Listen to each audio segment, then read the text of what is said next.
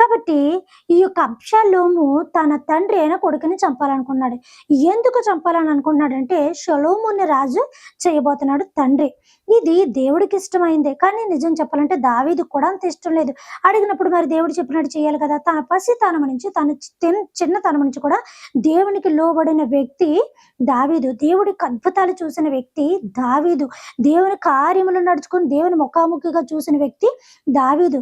దావీదుని దేవుడు రాజు చేశాడు. ఇక దావీదుకి దేవుడికి ఉన్న సన్నిహితం నిజం చెప్పాలంటే ఒక భర్త భార్యకో, ఒక తల్లి తండ్రికో, ఒక అన్నదమ్ములకో కూడా అంతటి రిలేషన్ ఉండదు అనమాట. దేవుడితో ఇతనితో దేవుడు కూడా అంత మమేకం అయిపోయి ఉన్నారు. సరే బాగానే ఉంది. ఉన్నప్పుడు ఇతను దేవునికి బాగా కనెక్ట్ అయిపోయాడు. నిజమే, దావీదు తప్పులు చేశాడు చేయలేని అంటలేదు, దావీదు పాపాలు చేశాడు చేయలేదని అంటలేదు. కానీ మరీ విపరీతమైన పాపాలు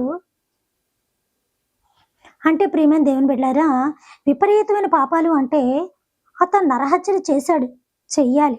ఎందుకు చెయ్యాలంటే అతను ఉన్న పరిస్థితి అలాంటిది. ఏంటో పరిస్థితి అంటే అతను రాజు. మరి రాజ్యం మీదకి వస్తున్న భూజంతా వదిలించాలి కదా! రాజు అయినప్పుడు రాజ్యం మీదకి వస్తున్న శత్రువులందరినీ కూడా సంహరించాలి. కాపాడేవాళ్ళని కాపాడతాడు, చంపేవాళ్ళు చంపుతాడు, రక్షించేవాళ్ళు. ఇక రాజు యొక్క బాధ్యతలు ఏమేమైతే ఉన్నాయో అవన్నీ కూడా అతను చేసుకుంటూ రావాలి కదా మరి.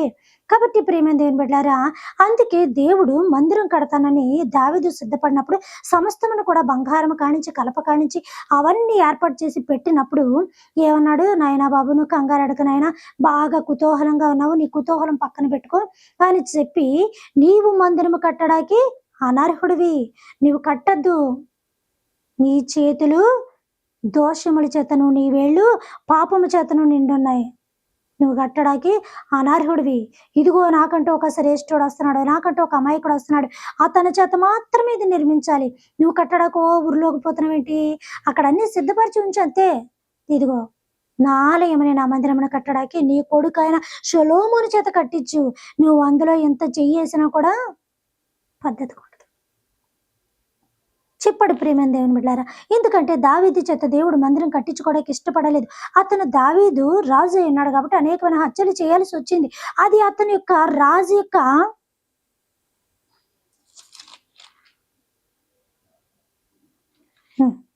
రాజు యొక్క ఆ రాజు యొక్క పదవిలో అతనికి వచ్చిన పనులు అతను నిర్వర్తించుకుంటూ వెళ్తున్నాడు. నిజమే ప్రియమైన దేవుని బిడ్డలారా, మనం ఉన్న పరిస్థితిలో కూడా మనకు మంచి చెడు వచ్చినా కూడా అట్లా ఎదుర్కొంటూనో, లేకపోతే సరిదిద్దుకుంటూనో, లేకపోతే పెద్ద సమస్యలు అయితే ఇంకేదో చేసుకుంటూనో మనం కూడా వెళ్ళిపోతూనే ఉంటాం. అంతే తప్ప వాటితోటి కీడు వచ్చిందని ఏడుతూ కూర్చోము, నవ్వు వచ్చిందని నవ్వుతూ కూర్చోము, సమస్య వచ్చిందని సమస్యతోటి ఉండవు, ఆకలితో ఉన్నవని వంట చేసుకోకుండా ఉండవు, అన్నీ చేయాల్సినవి చేసుకుంటూనే పోతూ ఉంటాం. అలా అని ప్రియమైన దేవుని బిడ్డలారా, దావీదు కూడా తన రాజు అయినాడు కాబట్టి తన క్రియలు ఏమేమి చేయాలో అవన్నీ చేసుకుంటూనే పోతూ ఉన్నాడు. ఇందులోని దేవుడు ఏం చెప్పాడంటే షొలొమోను చేత మాత్రమే మందిరాన్ని కట్టించమని అన్నాడు. అప్పుడు మందిరాన్ని కట్టించాలంటే షొలొమోనుకి ఏం కావాలి? ఒక్క మనిషికి ఆర్డర్ వేయడానికి అధికారం కావాలి. మీరు కలపట్టండి, మీరు బంగారం ఆల్రెడీ తండ్రి చక్కబెట్టాడు. తండ్రి కూడా ఈ యొక్క భార్యలను ఎక్కువ చేసుకొని అవన్నీ కూడా పోగు పెట్టాడు. కానీ అప్పటికి కూడా సరిపోదు. మరి ఒక కమాండింగ్ చెయ్యాలి. కమాండింగ్ చెయ్యాలంటే ఒక అధికారం ఉండాలి. అధికారం ఉండాలంటే ఏముండాలి? రాజరికం ఉండాలి. ఒక లీడర్ అయి ఉండాలి.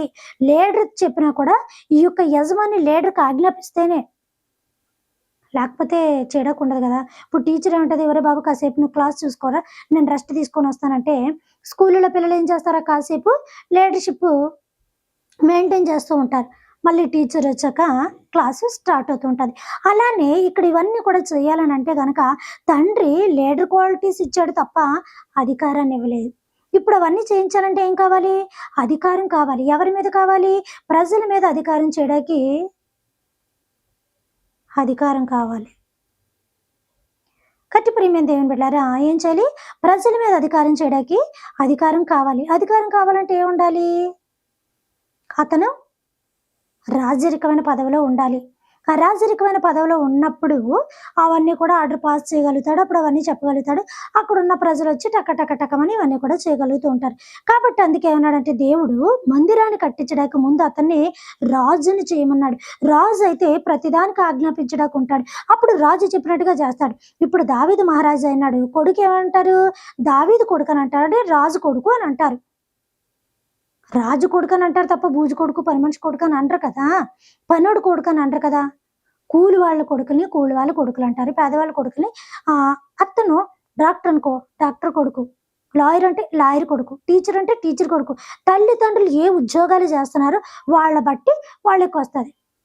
లేదనుకో ఆటో డ్రైవర్ కొడుకు, లారీ డ్రైవర్ కొడుకు. నీ ఉండే స్థాయి బట్టి, నీ తండ్రి చేసే పదవి బట్టి, నీ తండ్రి ఉండే జీవితంలోనే అతను చేసే వృత్తి బట్టి అతని యొక్క కొడుకులు, కుటుంబ సభ్యులు పిలువబడతారు. ఇది మనకు తెలియని విషయం ఏం కాదు. పెద్ద బ్రహ్మ విద్య ఏం కాదు ఇది. కాబట్టి ప్రియమైన దేవుని బిడ్డలారా, ఇలా పిలువబడినప్పుడు ఇక్కడ కూడా మరి ఏమంటారు? దావీదు మహారాజు కాబట్టి దావీదు కొడుకు, అంటే రాజు కాబట్టి రాజు కొడుకు. దావీదు మంచోడు, మంచి మనసు కలిగినవాడు. ఎంత మంచి మనసు కలిగినవాడంటే, ఎంత నీతిమంతుడు అంటే, ఎంత తప్పు అయితే చేశాడో అంత దేవుడికి లొంగిపోయాడు. ఒక పడుచు అమ్మాయిని తీసుకొచ్చి, చిన్న అమ్మాయిని తీసుకొచ్చి తన వెచ్చదనానికి తన పక్కన ఆ యొక్క వృద్ధాప్యంలో తనని పడుకోబెట్టినప్పటికీ కూడా తనని కూతురి కిందే చూసుకున్నాడు తప్ప వేరొక ఆలోచన కలిగి లేనివాడు దావీదు. ఒకప్పుడు తను రాజు అయినప్పుడు, యవన కాలంలో ఉన్నప్పుడు తనతోటి రాంగ్ స్టెప్ వేశాడు. ఊరుకున్నాడా? ఆ రాంగ్ స్టెప్ వేసిన పాపానికి అతని కొడుకుని రాజుని చేశాడు దేవుడు. ఎందుకో తెలుసా? తన భర్తని ముందు పెట్టి ఉరియాని చంపించాడు. తన అందానికి మోహించాడు. తను నా సొంతం కావాలని అనుకున్నాడు. తను అనుకున్నదంతా పక్కాగా ప్లాన్ గీశాడు. రాజు కదా, పక్కగా ప్లాన్ గీసి తనని భార్య కింద పొందాడు. తినని చంపించాడు. అంతకన్నా భయంకరమైన ఉందా? దేవుడు మేకపిల్ల ద్వారా ఇతని చేత బుద్ధి చెప్పించాడు. మరి దేవుడు ఇచ్చిన మాట తప్పుతాడా? ఏంటి ఆ మాట? విధవరాల పక్షాన దేవుడు వ్యాజ్యం ఆడతానన్నాడు. ఎప్పుడైతే ఆమెని భార్యగా చేసుకున్నాడో, ఆ పాపంలోని ఇది చేశాడో, వెంటనే ఇంటికి రప్పించుకొని మరి తన భార్యగా చేసుకొని భార్యగా సర్వాధికారాలు ఇచ్చి చూసుకోవడం మొదలెట్టాడో, దావీదు అప్పటి నుంచి ఇంకా ఎక్కువగా ఆశీర్వదింపబడ్డాడు. ఎందుకో తెలుసా? ఒక స్త్రీకి నేను అన్యాయం చేసి తన భర్త లేకుండా విధవరాలని చేశాను కాబట్టి, దేవుడు తన పక్షాన ఉన్నాడు కాబట్టి తను నా దగ్గర పెట్టుకుంటే, తనకు నేను న్యాయం చేస్తే దేవుడే నాతో ఉన్నట్టు, దేవుడే నాకు న్యాయం చేసినట్టని అనుకొని తన భార్య స్థానం ఇచ్చిన తర్వాత ఆ యొక్క విధవరాల పక్షమున ఉన్న దేవుడు అద్భుతంగా దావీదుని ఇంకా ఆశీర్వదించాడు. అక్కడ నుంచి అతనికి వచ్చిన ఆశీర్వాదాలు ఎలా ఉన్నాయో తెలుసా? చాలా డబల్ చెప్తాను. అది కూడా చెప్తాను. నేను చెప్తున్నాను కదా, ఒక్కొక్క సబ్జెక్టు కూడా నేను చెప్తుంటాను. దేవుడు చాలా ఆశీర్వదించాడు. నిజంగా దేవుడు ఎవరి పక్షాన ఉంటాడో తెలియదు, కానీ వాళ్ళ పక్షాన ఖచ్చితంగా ఉంటాడు దేవుడు. కాబట్టి ప్రియమైన దేవుని బిడ్డలారా, ఈ యొక్క కొడుకుని దేవుడు ఏం చేశాడంటే రాజుని చేయమన్నప్పుడు రాజుని చేశాడు. దావీదు కూడా తన్ని రాజుని చేశాడు. కాబట్టి ప్రియమైన దేవుని బిడ్డలారా, ఈ యొక్క విషయంలో మనం చూసుకుంటే కనుక అక్కడ మొదలైంది గొడవ. అతను పెళ్లి కొడుకు, ఎవరు? అబ్షాలోము పెళ్లి కొడుకు. ఇదిగో నేను వయసుకు వచ్చాను, నేను కొడుకుని, నా తండ్రికి పుట్టినవాడని, స్వయాన నా తల్లి ఒక రాజ్యానికి రాణి అయ్యింది, 10 మందిల సొసైటీలో గౌరవ మర్యాదలతో పెళ్లి చేసుకున్న కొడుకు భార్యని నేను, అబ్షాలోమైన నేను నాకివ్వకుండా ఎవరినో కావుని తెచ్చుకొని అతను కొడుకు పుట్టడం ఏంటి? ఇతను తీసుకొచ్చి రాజుని చేయడం ఏంటి? సమాజానికి సంఘానికి ఇతను పరిచయం చేయడం ఏంటి? అసలు నేను ఎలా కనబడుతున్నాను అని చెప్పి పాపం ఇతను, నిజం చెప్పాలంటే ప్రియమైన దేవుని బిడ్డలారా, ఎవరికైనా బాధ ఉంటుంది కదా. తల్లిదండ్రులు పిల్లలకు ఆస్తి లేకుండా వేరే పిల్లలకు ఆస్తులు ఇస్తున్నప్పుడు వీళ్ళు వెంబడి ప్రాణంగా చూసుకున్నప్పటికీ కూడా చాలా భయం ఉంటుంది, చాలా బాధ ఉంటుంది, చాలా బెంగ ఉంటుంది. మా తండ్రి ఆస్తి వేరే వాళ్ళకి వెళ్ళడం ఏంటి, మా తల్లి ఆస్తి వేరే వాళ్ళకి వెళ్ళడం ఏంటి అన్న బాధ ఉండదా? అన్న బెంగ ఉండదా? బాధ బెంగ రెండు కలిపి ఏమవుతాయి తెలుసా? ఉక్రోషం పెరిగిపోతుంది, కసి పెరిగిపోతుంది, ఉద్రేకం పెరిగిపోతుంది.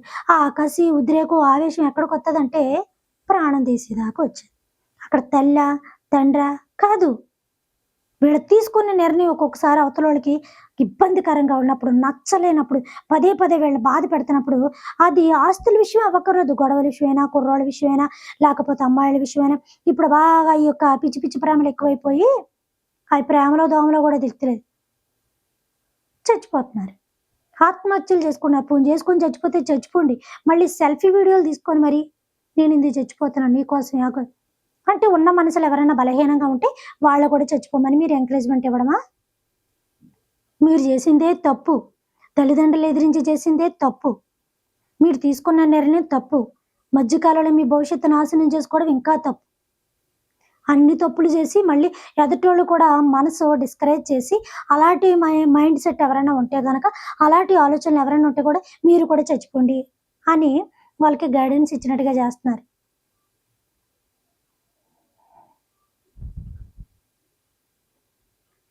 ప్రియమైన దేవుని బిడ్డలారా, కాబట్టి ఈ పిల్లవాడికైనా అబ్షాలోముకి చాలా కోపమొచ్చింది.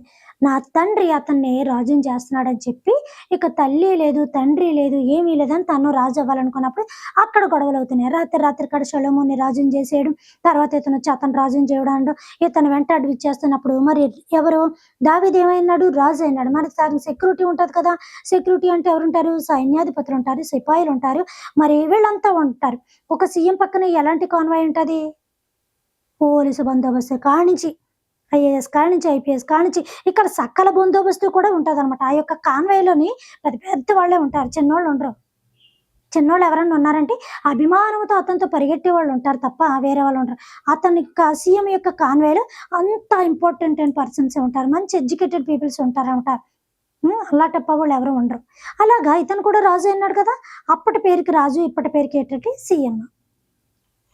అలాగైనప్పుడు ప్రియమైన దేవుని బిడ్డలారా, ఈ కొడుకు దావీదుని చంపేయాలనుకుంటున్నాడు. ఎవరిని? రాజుని. రాజైన దావీదుని చంపాలనుకున్నాడు. ఒక విధంగా కొడుకైన అబ్షాలోము రాజైన దావీదుని అంటే కొడుకు తండ్రిని చంపాలనుకుంటున్నాడు. ఇతను రాజు అయినాడు, నన్ను రాజు చేయలేదని ఉక్రోషంతోటి. మరి చంపేస్తున్నప్పుడు రాజుకి సెక్యూరిటీ ఇవ్వాలి కదా వీళ్ళు. పక్కనున్న వాళ్ళు సెక్యూరిటీ ఇస్తారు కదా! నువ్వు కొడుకైతే నాకేటి, కూతురైతే నాకేటి, భార్యవైతే నాకేటి, మా రాజును కాపాడుకోవాల్సిన బాధ్యత, మా సీఎంని కాపాడుకోవాల్సిన బాధ్యత మాకుంది. నువ్వు కొడుకని గన్నెట్టేత్తే చూత్తా ఊరుకున్నానుకున్నా, నువ్వు ఇట్నుంచి 2 బుల్లెట్స్ పంపితాడికి నీకు బాడీలో 200 బుల్లెట్స్ పంపించేత్తారు. కాబట్టి ప్రియమైన దేవుని బిడ్డలారా, ఈ రీతిలో అబ్షాలోము దావీదుని చంపాలని ప్రయత్నం చేస్తున్నప్పుడు దావీదుకి ఈ విషయం తెలిసింది. వీళ్ళందరూ కూడా ఎవరు ఆయన యొక్క సెక్యూరిటీ అంతా కూడా దావీదు యొక్క పరివారం అంతా కూడా ఆయనకి చెప్తూ ఉంటున్నారు. ఏమని? బాబు ఇలాగ ఈయన వచ్చేస్తున్నాడు, చంపేస్తున్నాడు పదండి అని ముందు ఆయన్ని సైడ్ చేస్తున్నారు. ఎవరిని? దావీదుని సైడ్ చేసి పంపించడానికి చూస్తున్నారు. పంపించేసి ఈ యొక్క హడావిడిలోని వీళ్ళ రథాలయ్యి కట్టుకొని ఆ యొక్క అడవి దారముట బయలుదేరారు.